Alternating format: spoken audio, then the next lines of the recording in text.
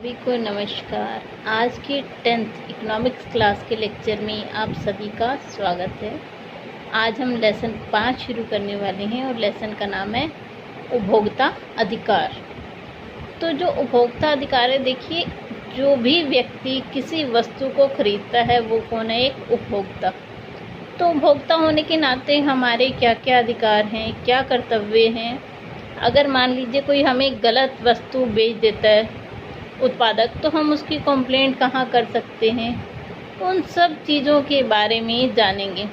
इस लेसन में हमें 3 छोटी छोटी कहानियाँ भी दी गई हैं और बताया गया है कि कैसे शोषण होता है उपभोक्ताओं का। तो उन सब के बारे में भी हम इसमें जानेंगे और जानेंगे कि अगर कोई हमें गलत वस्तु बेचता है तो उसकी हम कंप्लेंट कहाँ पर कर सकते हैं, हमारे अधिकार क्या क्या हैं, सूचना का अधिकार क्या है। ये सब चीज़ें इस लेसन के माध्यम से हम जानेंगे। तो आइए स्टार्ट करते हैं अपना आज का टॉपिक, उपभोक्ता अधिकार। देखिए, जो आज का लेसन है वो बहुत ही इंटरेस्टिंग है। आप इसमें बहुत सी चीज़ें सीखेंगे जो कि आपको पता होनी चाहिए। तो चलिए सबसे पहले देखते हैं कि लेसन हमें दिया गया सिलेबस में, इसका उद्देश्य क्या था हमें देने का। उपभोक्ता अधिकारों का ज्ञान देना, उपभोक्ताओं का शोषण किस प्रकार होता है उसकी जानकारी देना, उपभोक्ता को जागरूक करना, उपभोक्ता अदालतें क्या हैं, आप कितने अमाउंट तक की कंप्लेंट किस अदालत में कर सकते हैं, उस सब का ज्ञान आपको देना, उपभोक्ता सुरक्षा कानून 1986 के बारे में जानकारी देना। तो आइए सबसे पहले जो मेन चीज़ है वो हम देखते हैं, हु इज़ कंज्यूमर, उपभोक्ता कौन है। जो भी व्यक्ति किसी वस्तु या सेवा के लिए उसकी कीमत चुकाता है उसे हम क्या कहते हैं? उपभोक्ता, मतलब चीज़ का प्रयोग करने वाला। चलिए जी, इससे आगे हम देखते हैं अगला पॉइंट अपना, हु इज़ प्रोड्यूसर, मतलब उत्पादक कौन है। दैनिक आवश्यकता की वस्तुओं का निर्माण या उत्पादन करने में लगे हुए लोगों को हम क्या कहते हैं? उत्पादक। जैसे कि एक चिप्स बनाने वाली कंपनी और मैगी बनाने वाली और जितनी भी आप अपने आसपास साबुन, सर्फ, क्रीम, पेस्ट, घर का सामान जो देखते हैं वो सब क्या है? वस्तुएं। और जो उन्हें बनाने वाले हैं वो कौन है? उत्पादक।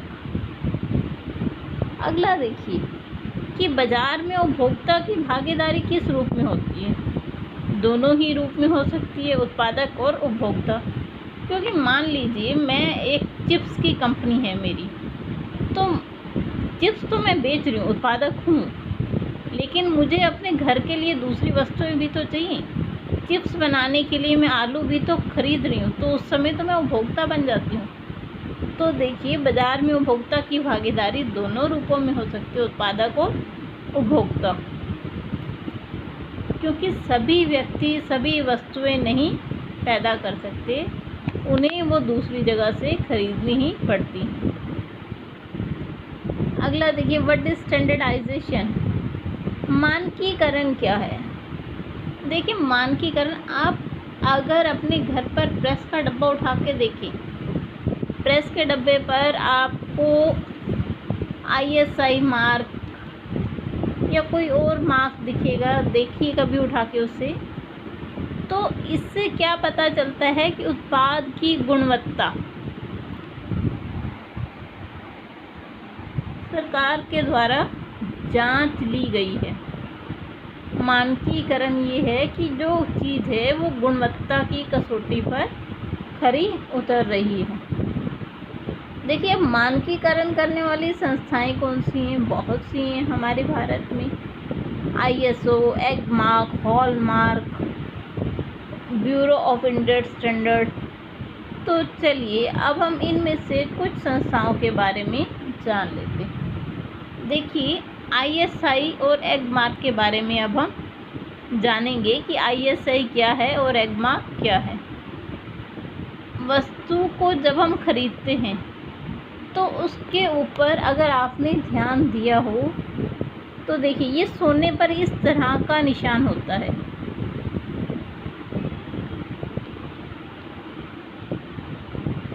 कभी आपने ध्यान दिया हो तो सोने पर इस तरह का निशान है, कपड़ों पर इस तरह का इंस्पेक्टेड ओके, जो ये देखिए ISI मार्क, ये इस तरह का निशान, मेड इन इंडिया लिखा होगा आपको। तो देखिए जितनी भी चीज़ें आती हैं उन पे लेबलिंग ज़रूर होती है। तो देखिए विभिन्न वस्तु खरीदते समय अपने आवरण पर लिखे अक्षरों ISI, एग मार्क या होल मार्क के शब्दों को अवश्य देखा होगा। जब उपभोक्ता कोई वस्तु या सेवा खरीदता है तो ये शब्द या प्रमाणक चिन्ह उन्हें गुणवत्ता सुनिश्चित कराने में मदद करते हैं। ऐसे संगठन जो कि अनुवीक्षण तथा प्रमाण पत्रों को जारी करते हैं, उत्पादक को उनके द्वारा श्रेष्ठ गुणवत्ता पालन करने की स्थिति में शब्द चिन्ह प्रयोग करने की अनुमति देता है। मतलब जो ये संस्थाएं हैं सरकार द्वारा उन्हें इन चिन्ह को प्रयोग करने की अनुमति दी गई है। और जब ये किसी चीज़ को वेरीफाइड कर देते हैं, मान लीजिए प्रेस है, किसी प्रेस को इन्होंने कह दिया कि ये गुणवत्ता की श्रेणी में सही है, तो वो उस मार्क को यूज़ कर सकती है।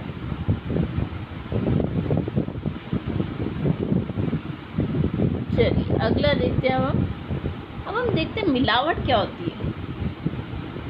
देखिए मिलावट कई तरह से हो सकती है, जैसे कि चावल में कुछ ऐसा मिला देना आपको पता ही ना चले लेकिन चावल का वज़न बढ़ जाए, देसी घी में डालडा घी की मिलावट कर देना, दूध में पानी मिला देना। मिलावट बहुत तरीके से की जाती है। और क्यों की जाती है, देखिए अधिक लाभ कमाने के उद्देश्य से की जाती है। अधिक लाभ कमाने के लिए खाद्य पदार्थों में घटिया पदार्थों को मिलाना मिलावट कहलाता है।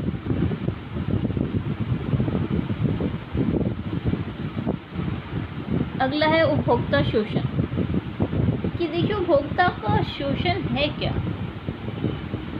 जब दुकानदार खराब वस्तु या सेवा के लिए अधिक मूल्य लेकर किसी उपभोक्ता का शोषण करता है तो उसे हम क्या कहते हैं, उपभोक्ता शोषण। देखिए शोषण के कई रूप हो सकते हैं। उदाहरण के लिए कभी कभी व्यापारी अनुचित व्यापार करने लग जाते हैं, जैसे दुकानदार को उचित वजन से कम वजन तोलना या शुल्क अलग से कुछ जोड़ देना और यह मिलावटी गंदी वस्तुएं बेचना, ये सब शोषण करने के तरीके होते हैं। जैसे कि मान लीजिए आप ले रहे हैं चीज़ 1 किलो, वो उसके नीचे ही कुछ ऐसा पदार्थ लगा दे तराजू के कि आपको वज़न 900 ग्राम ही मिले एक्चुअल में। तो ये सब क्या है, शोषण करने का तरीका है आपका। मान लीजिए वस्तु के पैकेट पे आप एक चिप्स का पैकेट लाते हैं, उस पर 10 रुपये रेट लिखा है और वो आपसे 12 रुपये मांगता है, 12 से कम आपको देने को तैयार ही नहीं, तो वो उपभोक्ता शोषण का तरीका है। उसके अलावा कोई वो अपनी तरफ से टैक्स जोड़ दे उस चीज़ में या आपको डुप्लीकेट चीज़ दे दे, तो ये उपभोक्ता का शोषण है। आगे देखते हैं उपभोक्ता शोषण के कारण क्या है। देखिए हमें कोई महंगी चीज़ क्यों बेच जाता है। सबसे पहली बात है सीमित सूचना।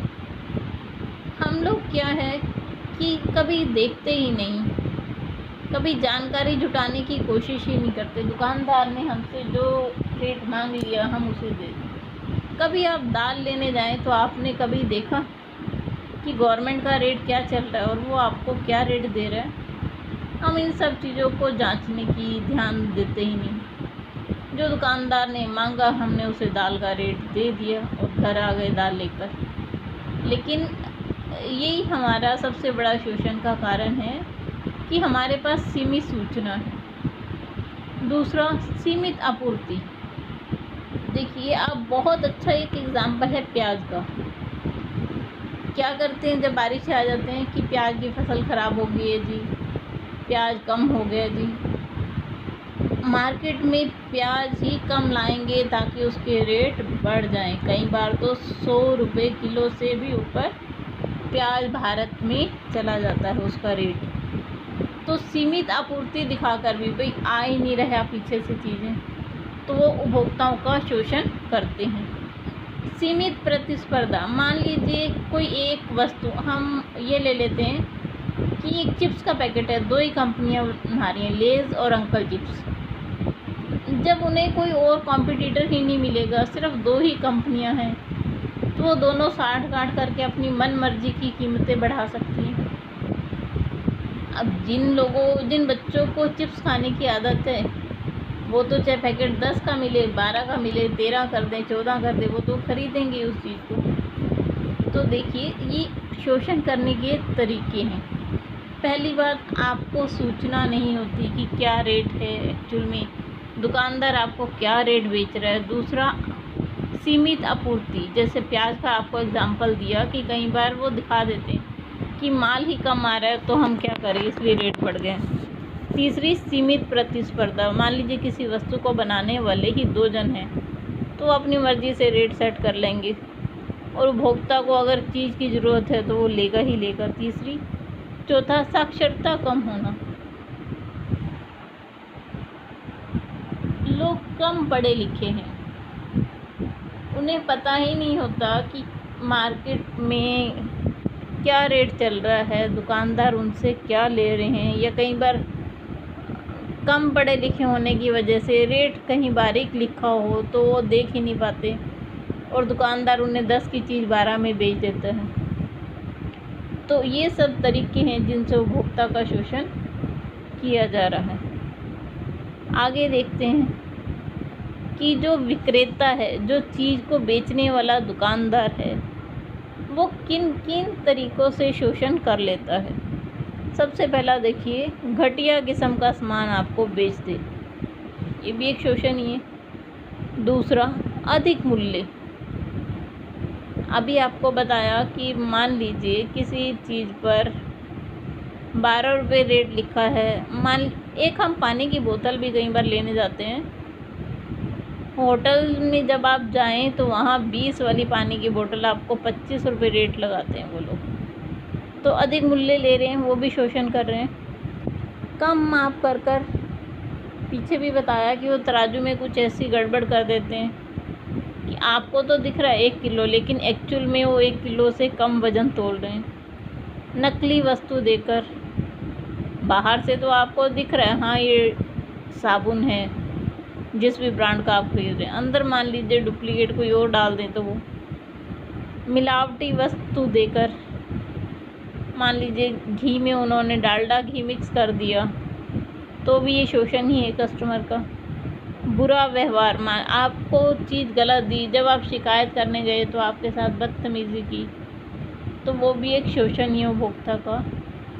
विज्ञापन द्वारा लुभाना, टीवी में ऐसी एडवर्टाइजमेंट दिखाएंगे कि कस्टमर सोचता है कि बहुत बढ़िया चीज़ है, मुझे तो यही लानी है, तो और लेकिन जब हम घर ला के यूज़ करते हैं वो चीज़ बहुत ही कई बार घटिया निकलती है। तो ये सब शोषण के तरीके हैं।